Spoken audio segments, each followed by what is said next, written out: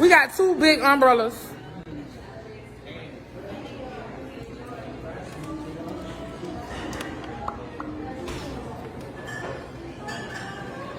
I like to put it on, baby. That part, right there.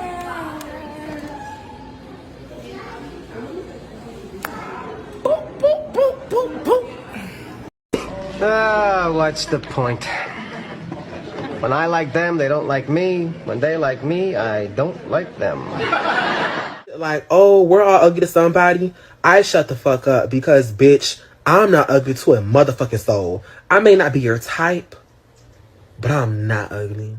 This is Cantrell Hayes Ross, a 24-year-old daycare owner and beloved figure in Savannah, Georgia, whose life would be cut brutally short in the place she loved most. A space filled with the laughter of children she cared for as if they were her own.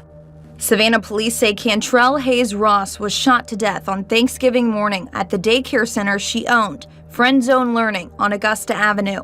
SPD responded based on a shot spotter notification, but it was too late to save Hayes Ross from her injuries. But before we examine what happened at Friend Zone Learning Daycare, and before we uncover the chilling social media exchanges that foreshadowed this murder, let me take you back to early 2024, where Cantrell made a decision her friends and family would later describe with heartbreak, opening her heart to a man fresh out of prison, a man with a criminal record spanning over a decade, a man who had stood trial for murder before, Terrell Akeem Nelson.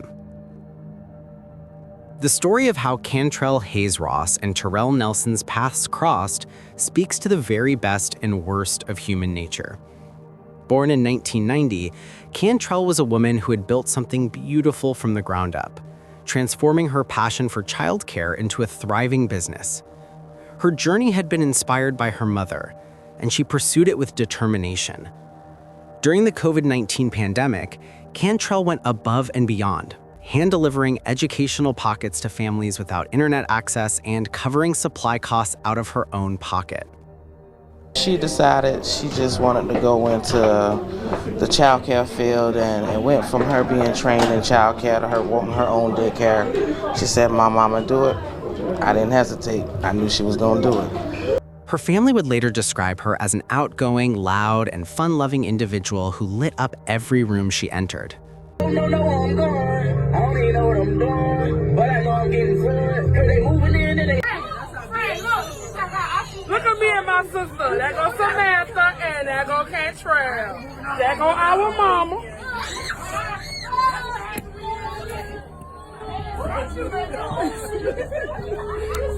Cousin, you don't know what's going on, ain't it? You like, these motherfuckers making too much noise.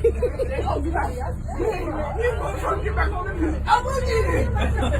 look at the people go out. Now, you don't know more. He quiet. Fuck that, he ain't talking no more. He talking y'all. And they look like, hey, cousin, hey, what you doing right now? Don't forget. You gonna see that? Hey, I forgot to feed the shit. Yeah, bro. Yeah.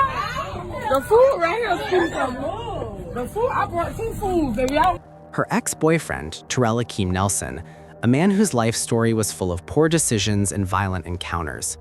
Nelson's criminal history stretched back to 2008, when at age 13, he was arrested in McIntosh County after leading police on a high-speed chase. Authorities discovered a concealed .40 caliber handgun and ammunition in his vehicle, adding illegal firearm possession to charges including fleeing police, speeding, reckless driving, and operating a vehicle with a suspended license. This was just the beginning of what would become at least 10 separate incarcerations. But the incident that should have cemented Nelson's reputation as dangerous came in 2013, when he was accused of murdering Ahmed Kiwan Williams on 54th Street in Savannah. Along with co-defendant Jermaine Grant, Nelson faced murder charges based on eyewitness testimony from a neighbor. The trial in Chatham County Superior Court stretched across several days, with prosecutors building their case on witness testimony.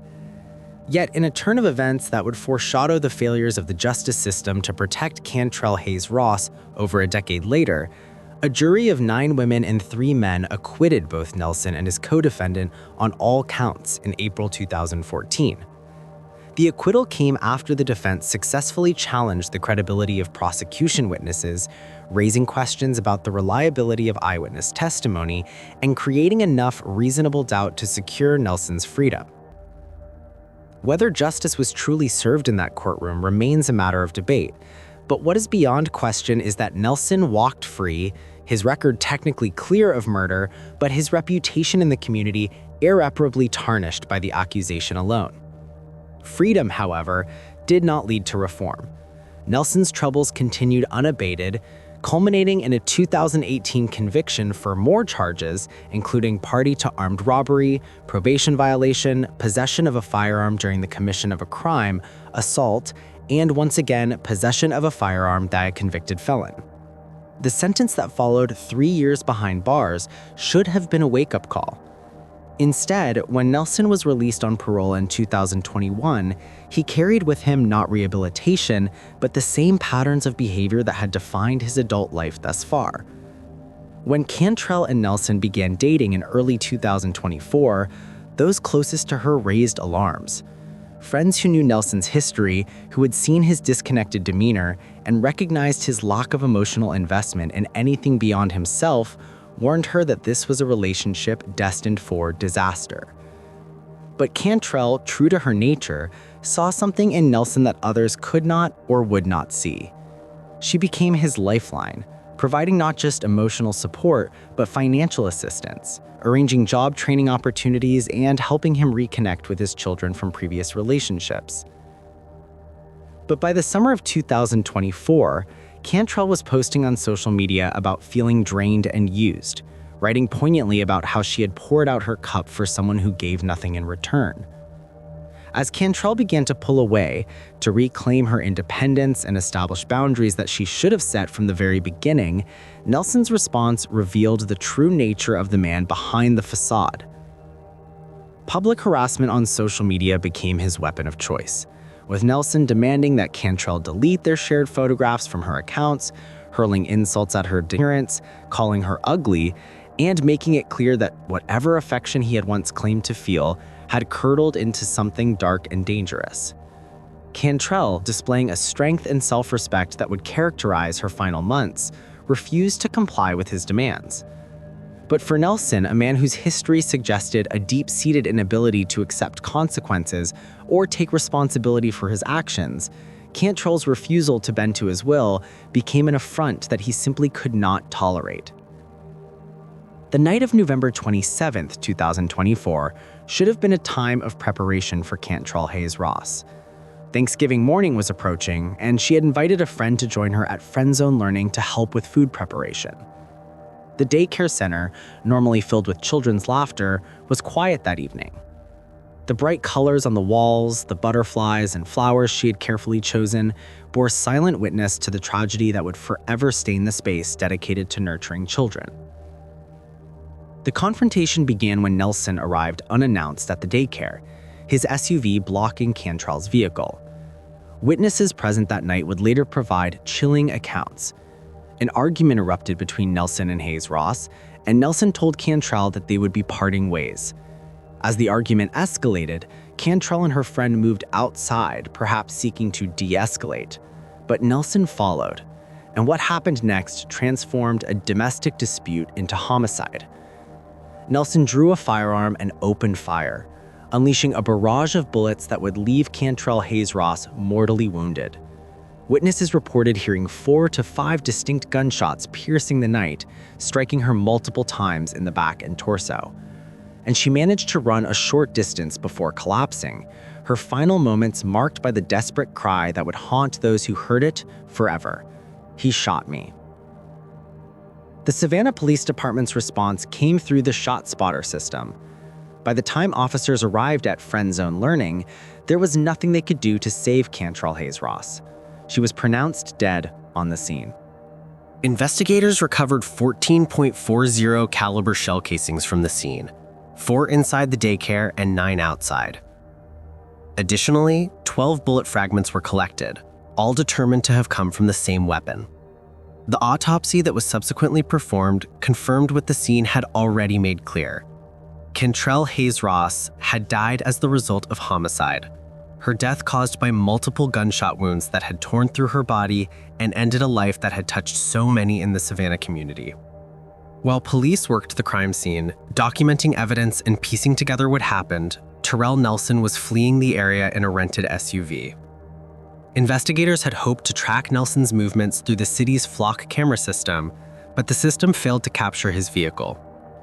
The response from the community was swift and overwhelming, with shares and comments flooding social media platforms as Savannah residents expressed their outrage and their determination to help bring Nelson to justice. On December 1st, 2024, just days after the shooting, Terrell Nelson walked into the Savannah Police Department of his own volition. His stated purpose for this visit was to clear his name of any involvement in Cantrell's murder. In statements to detectives, Nelson claimed that he had only had a brief encounter with Hayes Ross earlier that day. The story fell apart almost immediately under the weight of witness testimony and physical evidence. Police arrested Nelson immediately. The initial charges brought against him included murder, aggravated assault, and parole violation. This last charge was particularly significant, given that Nelson had been released on parole in 2021 and was therefore subject to conditions of supervision that he had clearly and catastrophically violated. Over the weekend following Cantrell's death, her family organized a candlelight vigil and balloon release to honor her memory and to begin the painful process of saying goodbye to a woman whose life had been defined by giving to others. The gathering was a testament to the impact Cantrell had made during her 34 years on Earth. Mourners shared stories of her kindness, her infectious personality, her unwavering commitment to the children in her care. She was an outgoing person. She was real live, always the fun of the bunch. And she just was a great person all over. It wasn't nothing she wouldn't do. The transition of Terrell Nelson's case from arrest to prosecution would follow the deliberate pace of the American criminal justice system. On February 4th, 2025, Nelson appeared via video link for a probable cause hearing before Judge Joe Huffman, a procedural step to advance the case to the Superior Court. The grand jury indictment represented a significant escalation. He was formally indicted on 1 count of malice murder, 2 counts of felony murder, 1 count of aggravated assault, and 2 counts of possession of a firearm by a convicted felon. The bond hearing on March 4th, 2025, would prove to be a formality. The court denied bail to Nelson, citing risks of flight, community danger, potential for additional felonies, and witness intimidation. On May 15th, 2025, Nelson appeared for his arraignment. He waived formal reading of the indictment and entered a plea of not guilty to all charges. He explicitly requested a jury trial, invoking his Sixth Amendment rights. Members of Hayes Ross's family attended the arraignment, and in statements to media both in and around the courthouse, and in the weeks and months that followed, they continued to express their profound grief and their unwavering demand for accountability. They're urging the district attorney not to make any plea deals with Nelson, saying the punishment needs to fit the crime. The evidence prosecutors would present at trial appeared substantial. Witness statements would place Nelson at the scene and describe the argument, including his statement that they would be parting ways. The ballistics evidence, 14 shell casings and 12 bullet fragments from the same weapon, would establish a sustained attack. Digital records would document the relationship's deterioration, Nelson's harassment, and Cantrell's attempts to establish boundaries. The autopsy report would provide forensic evidence, and shot spotter data would establish the timeline. Against this mountain of evidence, Nelson's defense team would face a daunting challenge. While defense strategies in such cases are rarely disclosed in detail prior to trial, common approaches might include challenging the credibility of witnesses, questioning the chain of custody for physical evidence, or attempting to introduce alternative theories about what occurred that night. Given Nelson's previous acquittal on murder charges back in 2014, his attorneys might draw confidence from the fact that he had successfully defended against a homicide charge before, though the circumstances and evidence in that case appear to have been substantially different from those in the Hayes Ross murder. As the months passed following the May arraignment, An eerie silence descended over the case. Searches of local media outlets, including WTOC, WSAV, WJCL, and the Savannah Morning News, revealed no updates on trial scheduling, no reports of plea negotiations, no indication of when Nelson would face a jury for his alleged crimes. This absence of information is unusual in the Georgia criminal justice system. Homicide cases can take 1 to 2 years or longer from indictment to trial. Pre-trial phases involve extensive discovery, expert consultations, potential motions, and scheduling challenges. Court backlogs exacerbated by COVID-19 add further time. The silence might also suggest pre-trial negotiations occurring behind closed doors, discussions between prosecutors and defense attorneys about the possibility of a plea agreement that could resolve the case without the time, expense, and uncertainty of a trial. However, given the family's vocal and consistent opposition to any plea deal, and given the strength of the evidence that appears to be available to prosecutors, it seems unlikely that the state would be willing to offer terms that Nelson's defense team would find acceptable or that would satisfy the demands for justice from Hayes Ross's loved ones. As of November 20th, 2025, nearly 1 full year after Cantrell Hayes Ross was murdered on Thanksgiving evening, Terrell Nelson remains incarcerated, awaiting a trial that has not yet been scheduled, or at least not publicly announced. The case appears to remain in the pre-trial phase, likely involving ongoing discovery, expert analysis, and the various procedural steps that precede jury selection. If a plea agreement has been reached or charges have been dismissed, outcomes that seem unlikely given the circumstances, but cannot be entirely ruled out, such developments have not yet been reported in accessible public sources. The implications of this case extend beyond one woman's tragic death to touch on fundamental challenges in how society addresses domestic violence, manages the reintegration of formerly incarcerated individuals, and balances second chances against public safety.